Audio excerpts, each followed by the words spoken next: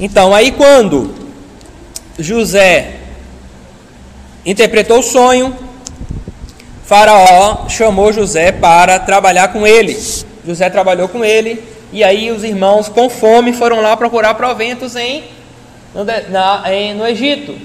E aí José recebeu os irmãos, os detalhes da história estão lá em Gênesis, você pode ler. E os irmãos, junto com o pai, Isaac, foram morar no Egito. O povo hebreu cresceu, se multiplicou dentro do Egito.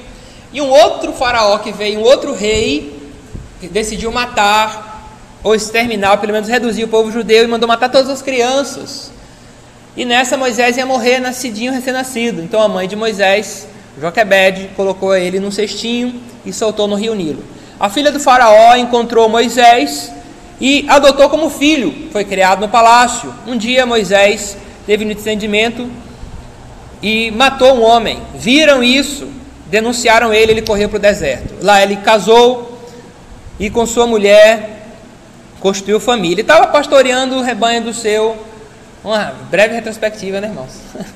Pastoreando o rebanho do seu sogro Jetro. Um animal foi entrando por uma caverna e Moisés foi atrás. Chegou, tinha um arbusto pegando fogo, só que pegando fogo e não queimava. Ele achou estranho. E aí o Senhor Deus falou com ele: "Não, quem és tu, Senhor?" E ele falou: "Eu quero o Deus de Abraão, Isaque e Jacó." Ele falou: "Opa, é o Deus do povo hebreu." E aí Deus chamou Moisés para poder levantar-se contra o seu irmão adotivo, que era o faraó, para poder tirar o povo. Ele diz: "Mas eu não falo direito", porque ele tinha sotaque de egípcio. Não é que ele era gago, porque a Bíblia em Hebreus diz que ele era bom de discurso. Então o problema não era a oratória, o problema era o sotaque que ele tinha de egípcio, e não era egípcio, era hebreu, criado no Egito. Então Deus mandou ali com Arão, seu irmão, eles foram tirar o povo do deserto, do Egito, e foram para o deserto, né? Então, aqui esse texto está falando sobre o encontro de Moisés com Deus na sarça. Não é que Deus era planta, mas ali havia a presença de Deus. Então, o lugar em que Moisés esteve junto à sarça, que a sarça é um arbustozinho, tipo um bujinho, né? Que pega fogo naturalmente, ele tem uma resina muito combustível. Só que o problema é que pegava fogo, mas não queimava, né? Moisés estava junto à sarça e era ritualisticamente santo, porque Deus estava ali. Da mesma forma, o tabernáculo e os artigos e objetos que o ornamentavam, e posteriormente o templo, eram santos. O que é o tabernáculo? O tabernáculo é aquela tenda feita no deserto para a adoração de Deus. O povo de Deus no deserto, né? Eles não tinham construção assim, porque Deus não habita em prédios, né? Mas naquele tempo, para o povo entender da presença de Deus, Deus fez aquela tenda bem grande, com vários desenhos, com várias ilustrações que falavam da glória de Deus. Tá bom, irmãos? Então, assim como Deus estava presente naquele momento que chamou Moisés para tirar o povo do Egito, Deus também estava de forma, vamos usar essa palavra de forma didática, né? Ritualisticamente ali também, no tabernáculo, que é essa barraca, e depois estava no templo que foi construído pelo filho de Davi, Salomão. Tá bom? Então, hoje somos o templo onde habita o Espírito Santo de Deus, porquanto chamados a ser santos. Então, tudo aquilo era para dizer que viria o dia onde aquele que estava sendo representado por aquela parafernália toda viria tabernacular conosco, ou seja, morar conosco. A palavra que é usada no Novo Testamento para a encarnação de Jesus é essa. Ele veio tabernacular conosco, usando a metáfora do tabernáculo. Então ele veio trazer a presença de Deus por meio do povo. E depois, quando Jesus foi para o Pai, ele disse o quê? Eu tenho que ir para o Pai para mandar-vos outro Consolador. Estará no meio de vós, o Paráclito. Outro homo, da mesma natureza. Então o Espírito de Deus é Deus conosco. É para a gente pirar o cabeção, irmãos. Porque Deus mora em você, mais ainda do que como ele morava no tabernáculo. Porque não morava, visitava. É para a gente sair doido na rua, jogando pedra em todo mundo. É um negócio muito doido para a gente entender isso. É fantástico, é poderoso entender que Deus mora em mim. Sendo assim, eu tenho que agir de acordo com isso. E quando eu não ajo, eu fico zangado. E você também tem que ser assim. Porque você tem que agir de acordo com o Deus que mora em você.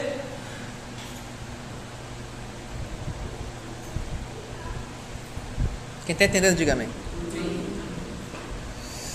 2. Aspectos negativos e positivos. Aspectos negativos e positivos. Também é um jeito didático de falar.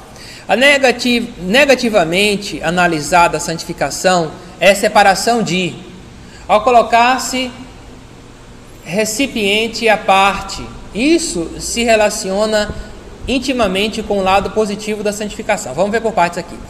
Negativamente analisada, a santificação é a separação de, ao colocar-se o recipiente à parte, separado. Isso se relaciona intimamente com o lado positivo da santificação, que é dedicação a ou para algo. O propósito da santificação é fazer com que a dedicação tenha lugar, tenha espaço. Essa separação é do pecado e do ego para a dedicação e consagração a Deus. Então, negativamente, a separação é o que a gente se afasta. Mas a Bíblia diz assim, que Deus amou o mundo de tal maneira que enviou Jesus. Então, qual é o tipo de separação do mundo que eu tenho que ter? Complicado, né?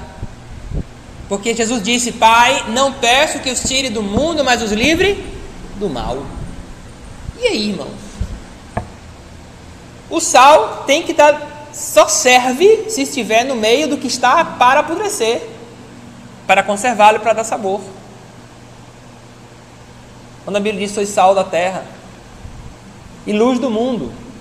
A luz no vácuo não adianta nada. Por que o universo é escuro?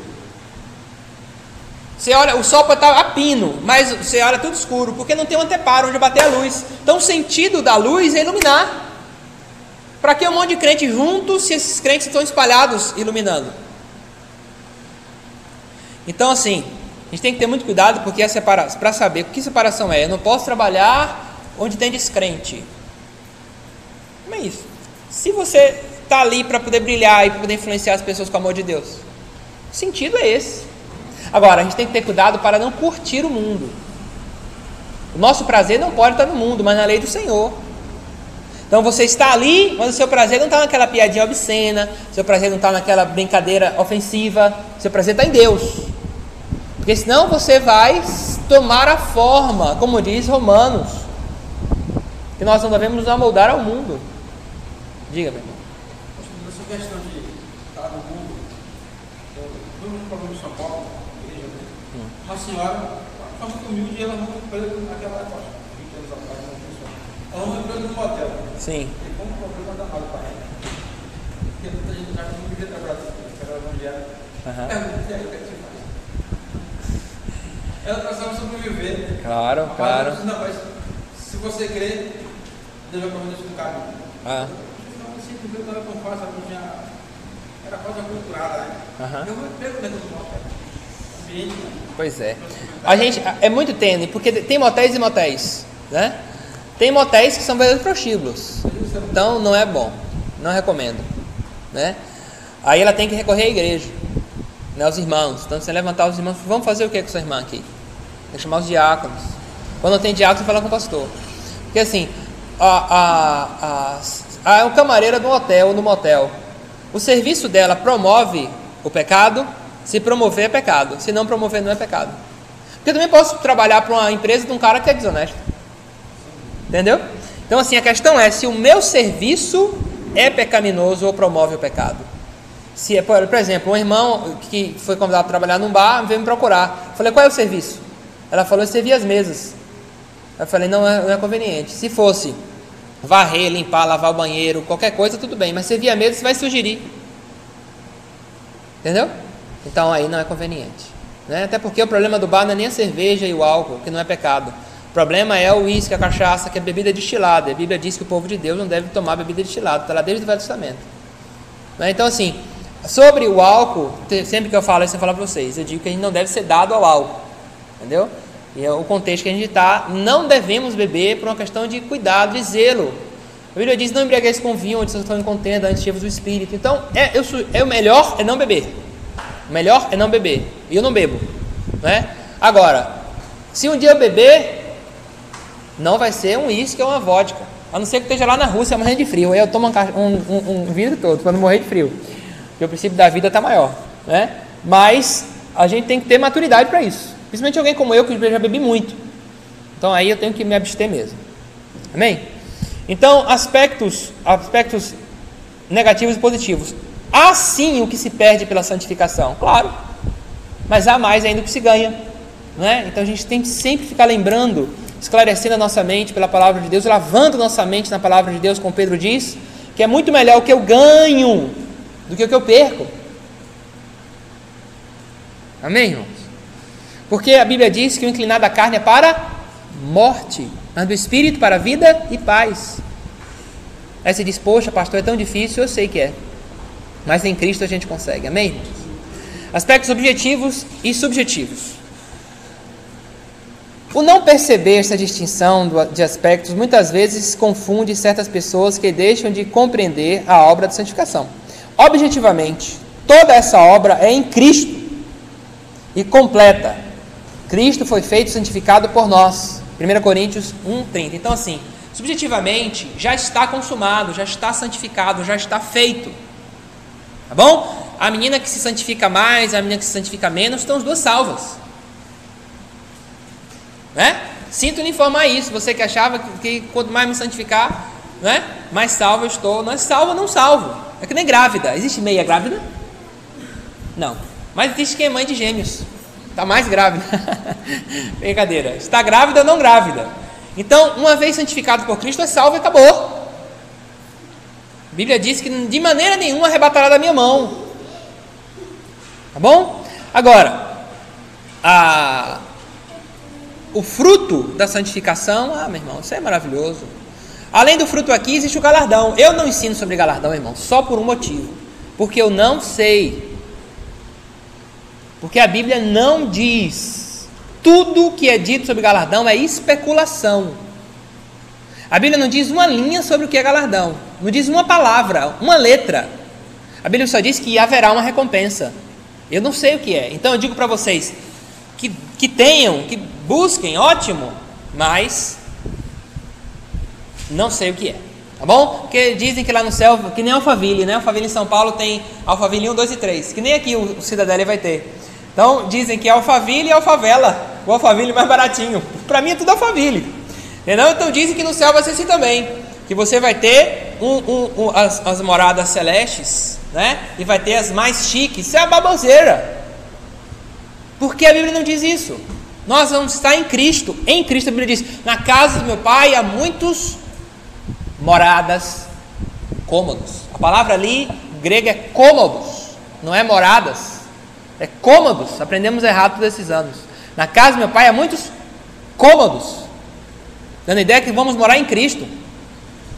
Entendeu, irmãos? Então não vai ter favela no céu. Agora, o que é esse galardão? Não sei. Deve ser uma coisa muito legal, fantástica, né? Indizível. Mas o que é, eu não sei, né? Quem podia dizer que é Paulo que viu? Disse: não posso falar, porque, né? Suponho que viu, né? Não sei se ele viu o galardão. Eu sei que ele viu coisas que não pode dizer, né? Diga, minha amada. Eu ouvi uma vez, né, uma história assim, mas achei assim É maravilhoso? É. Alguns irmãos terão uma eminência, talvez, não sei. Eu sei que há um presente, né, para aqueles que se empenham mais, né? Agora qual é, irmãos, eu não sei. O dia que eu aprender, eu digo para vocês. Então, uma vez que nós recebemos a salvação em Jesus, nós somos separados, santificados, e a obra foi completa, tá bom? Então, mas subjetivamente isso deve tornar-se experiência em nós. Daí necessidade constante de nos rendermos a Ele, negando a cada dia nosso ego, negando a si mesmo, tomando a sua cruz e seguindo ao Senhor. A Bíblia diz: negue diariamente a si mesmo, tome a sua cruz e siga a Jesus.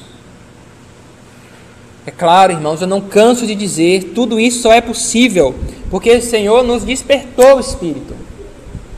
Antes não dava, mas uma vez salvos, o Senhor nos exorta à obediência. A única exortação à obediência para os não salvos é: arrependei-vos. Você pode ver no Novo Testamento todo. Mas uma vez que nós recebemos essa salvação em Jesus, a partir daí, por obra do Senhor, nós escolhemos e buscamos. E Paulo fala para a gente escolher a obediência. 2.4, meios da santificação. Pela palavra de Deus. Jesus assim orou: santifica-os na verdade, a tua palavra é a verdade. Amém? João 17:17. A palavra de Deus tem efeito purificador e lava, Efésios 5:26. A palavra de Deus tem efeito penetrante, Hebreus 4:14. Desse modo, nenhuma parte do crente é como a espada e dos gumes. Em Efésios diz que a palavra nos lava. Desse modo, nenhuma parte do crente, espírito, alma e corpo, foge ao alcance e ação da palavra sondadora, perfeita de Deus. Então, como Paulo fala, vosso espírito, alma e corpo. Às vezes a gente quer se santificar só, né, espiritualmente. Ah, não importa o que eu faço, importa que eu sou salvo, né? Ah, eu não faço isso ainda, porque ainda Deus não fez em mim. E Deus é culpado pelos seus pecados, né? Ah, porque Deus ainda não me revelou isso. Ah, porque eu ainda não tive esse entendimento. Eu desobedeceu.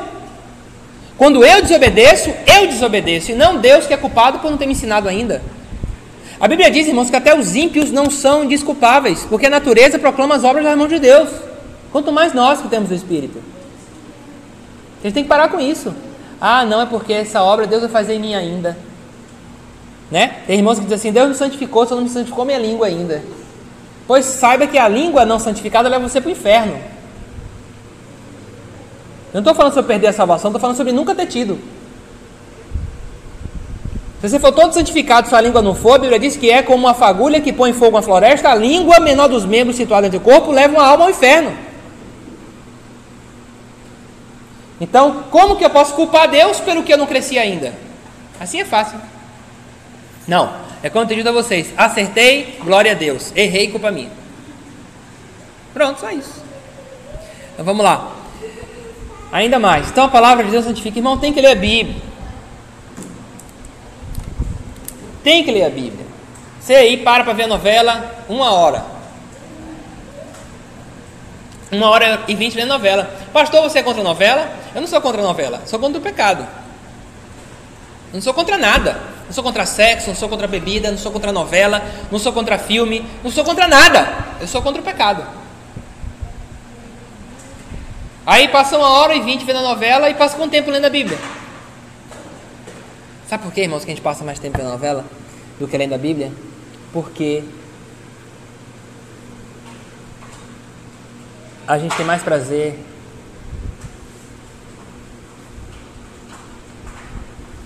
no que é carnal, nas tramas. A gente tem mais prazer nos enredos, a gente tem mais prazer no ver a carne, no como a mente age. É natural do homem isso. E às vezes nem no pecado, às vezes a gente tem prazer na história. Tudo bem, sem problema você prazer na história, ler um romance, ver uma novela. O problema é quando você consome algo que não lhe edifica, e na hora de consumir o que edifica, você não faz. Entendeu? Aí você começa a se ver agindo de acordo com o que você consome. A palavra de Deus diz que nós não devemos andar no conselho dos ímpios, mas meditar na lei do Senhor e nela de dia e de noite. Assim seremos como a árvore plantada junto ao ribeiro de água, a qual dá seu fruto na estação própria, e as folhas não caem. Não são assim os ímpios, mas são levados pelo vento, que não é o vento do Espírito, mas é o vento do mundo e das doutrinas. Que o Senhor tenha misericórdia de todos nós, inclusive de mim. Bom, irmãos, porque o povinho duro é a igreja, viu? Vou te contar. O povinho com a nuca dura, né? Rapaz, eu estou para ver, misericórdia. Interessante porque certas exortações, a dureza de coração é algo do crente. O ímpio não tem dureza de coração.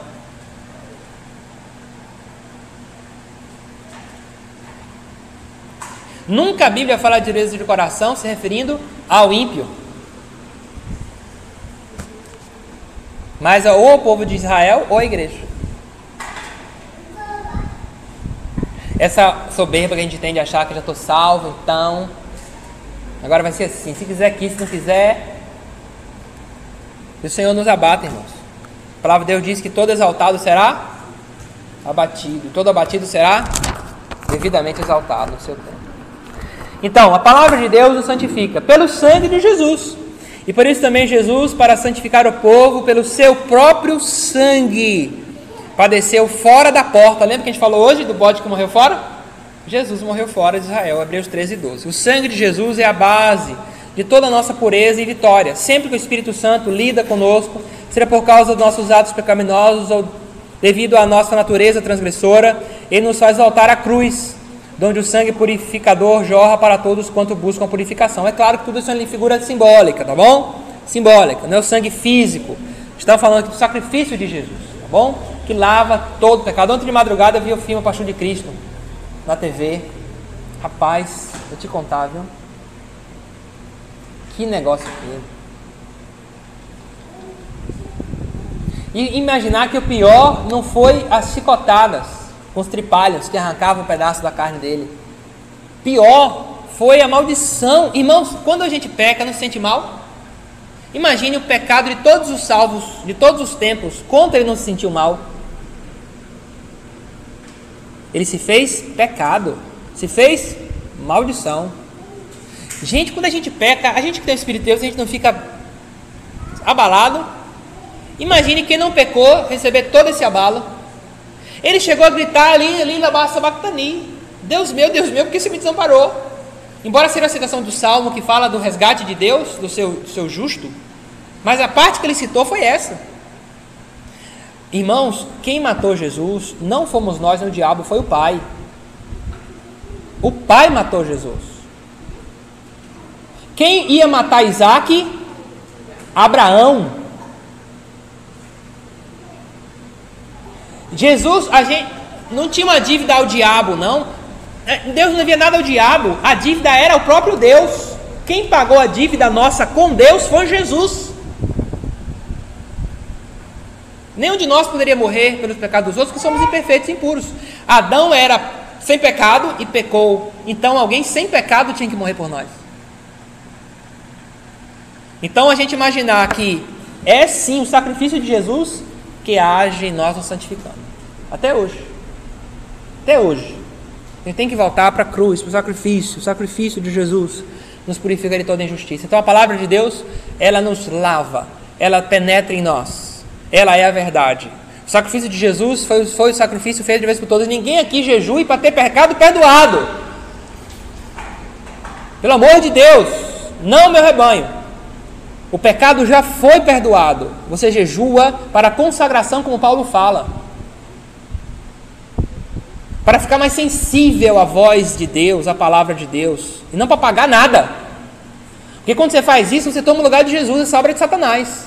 Tomar o lugar de Jesus, ou tentar. Amém, irmão? Diga-me, irmão.